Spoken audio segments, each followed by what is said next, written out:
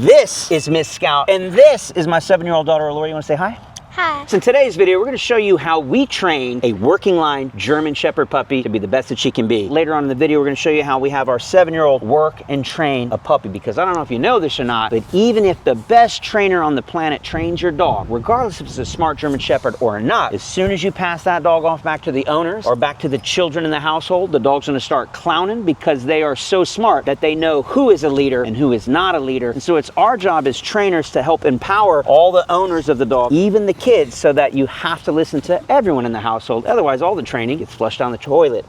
Let's see how you like it. First thing is food lures. With food, we can shape just about any behavior we want. So in this case, we're using the healer's box, and we're gonna get her to do some beautiful sits and some beautiful downs. And notice the mechanics of those downs. When we ask her to down, notice that her shoulder is always gonna stay nice and in line with my knee. Why? Because we need her to have beautiful mechanics. We're talking competition style sits, downs, and stands. So you see how she's always staying right where we want her? And we'll use a leash pressure, always on plane with me. That's what we want. Now, once we get those food lures money, then we can start doing hand commands, and then of course, leash pressure. Leash pressure is where we really want to be to have that reliability, especially for a dog like her that is super wound up. Sometimes they get a little too rambunctious, a little too drivey, a little too much horsepower, which is fancy and all, looks great, but it's not practical, not a lot of reliability in the real world if they're just ripping into sits and downs like crazy. We want them to be able to say, in this instance, just hold a beautiful sit, because maybe we're just standing in line somewhere waiting on some food, just needed to sit still. And for that, we pay her. So that's where the leash can come in handy, freaking dandy. I think we'll also work a little bit of recalls in this box, show you she does have a high horsepower, she can rock and roll, and she is fully off leash. So now we're working the way we want. After she eats that piece, we'll call her back. Scout, here! Perfect, looking pretty, coming in so fast she's actually slipping on the floor. Now you'll say, well Garrett, how does it look when you don't have that tool? Once again, I'm gonna free her up, and Tony, maybe if you can pull it out of the shot right after we free her up. So we're gonna make this a distance one, free. Here you go, sir. Here. Just as pretty without the tool, which is exactly what we want. In fact, we'll show you that one more time, it looks so good. Scout, here. Woo, fancy. I will give her -1 point. She's about 2 inches over the line, but we'll still pay her. Now, you might have noticed the way she came in that time was kind of rotating in. Let me show you how we taught her how to rotate in. We use this tool right here, which we call a touchpad. You can see she loves it. She knows what it is. This tool teaches her how to rotate on a dime. Well, in case she doesn't fall off, we'll try that easier. That's what we're looking for, what we call rear end awareness, how to work that booty, girl. You know what I'm talking about. So she'll come into heel a little different with this tool. We want her to understand different ways to come in. So now she can come in, but now she'll rotate around into position. We like them to come in both ways. What you saw before is what we call the airplane landing, baby. She buzzes the runway like Top Gun Maverick, spins around, comes back in for a beautiful landing. This, she rotates in, so notice the difference. Free. Kind of give you this view.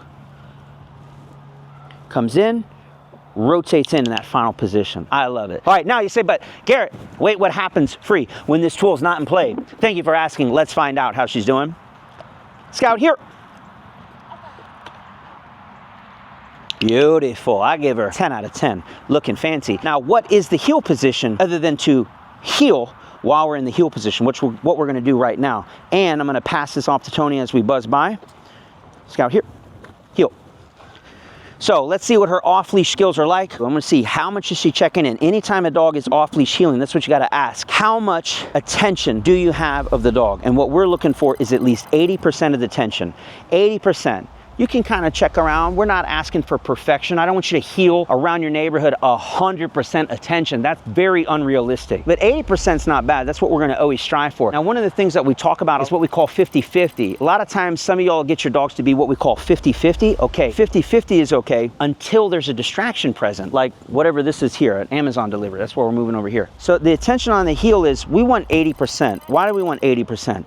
Because if we start at 80% and the distraction comes like the Amazon driver, then the hope is the worst that'll happen is it'll drop to 50-50. 50-50 I can live with. We recognize the dog's at 50-50. Then we do what we need to do to get their attention back where it needs to be, 80-20. If you start out 50-50 and you're heeling and your dog gets distracted by another dog, a person, a cat, squirrel, Amazon delivery guy, then what happens is you drop below 50-50, maybe to 0. That's when your dog's no longer looking at you, no longer listening to you, no longer heeling with you, and is either chasing off after something or pulling at the end of the leash like a bat out of hell. So what we ask for most of the time when we're out and about, 80-20. And then if we have to pass a distraction like another barking dog or some huge distraction, maybe food on the ground, something we don't want them to eat, then we'll ask for 100%. How do we do that? I'm going to show you that right now with what we call a leveled up walk, and we'll incorporate just a touch of e-collar. Okay, here, heel.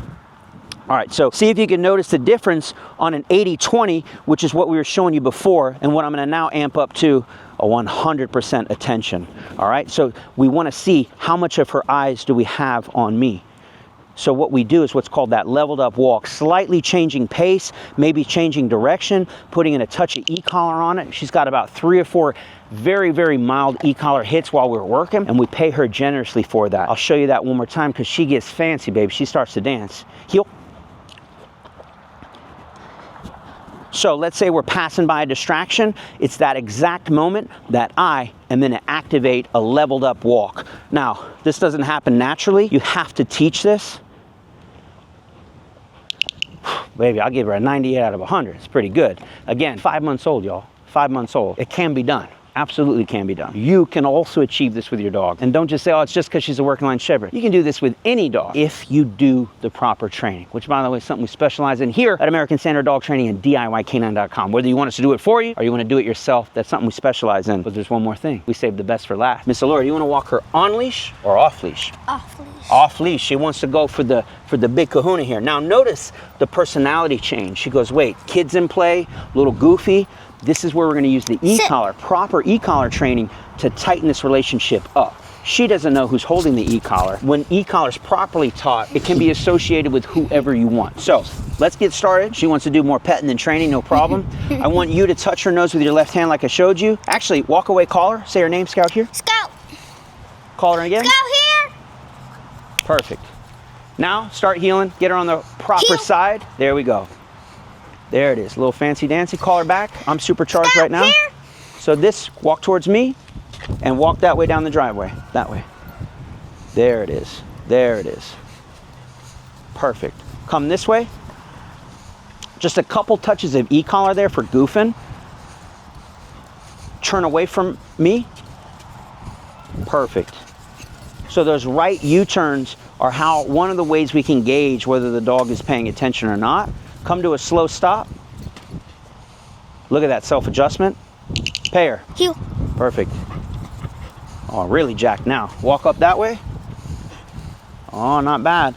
But you see, we have to iron out the kinks. The relationship is always going to be a little different, a little more playful, a little more goofy. I'm not saying it's right or wrong, just identify what it is. If you don't like it, then you can tone it back with proper training. Like that breaking heel to chase a rock, she got a little stim for that. Say, hey, you're messing up. You can do better. Now, what's cool is if you notice that the stims have happened, without me telling you the stims happened, come to a stop.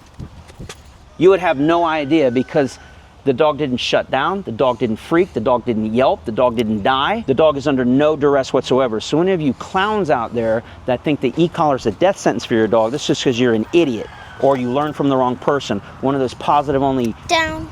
I was going to say something mean. I'll keep it nice and family friendly. Hey, what would you call someone at school that's not very smart, that's kind of mean and doesn't know what they're talking about? Bully. A bully? Yeah, those positive only bullies. Good, because they're always trying to bully us and saying, you can't use an e-collar and you can't use a prong collar. Well, I just did. And I did it on a 5-month-old puppy. But what we do is we just show them how it's done, baby. Just like you did. So super high five for you.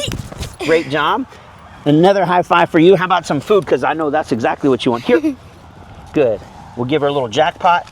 Hook her up. Once again, thank you so much for watching. If you want to learn how to get your kids involved in the training, we'll also show you how to do that here at American Standard Dog Training and DIY Canine. You got anything nice to say for the folks at home? Perfect. We'll see you on the next one.